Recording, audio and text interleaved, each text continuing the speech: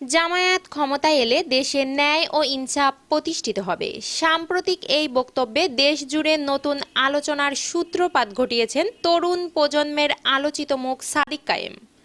একটি বৈষম্যহীন সমাজ বিনির্মাণে এবং নাগরিক অধিকার সুনিশ্চিত করার লক্ষ্যে তার এই বলিষ্ঠ ঘোষণা সামাজিক যোগাযোগ মাধ্যমে ব্যাপক আলোড়ন সৃষ্টি করেছে।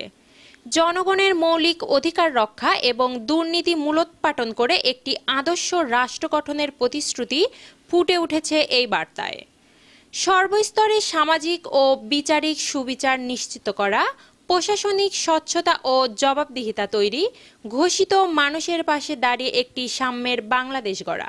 সাদিক কায়েমের এই সাহসী উচ্চারণ কি আগামী রাজনীতিতে নতুন সমীকরণ তৈরি করবে? আপনার মতামত কমেন্টে জানান।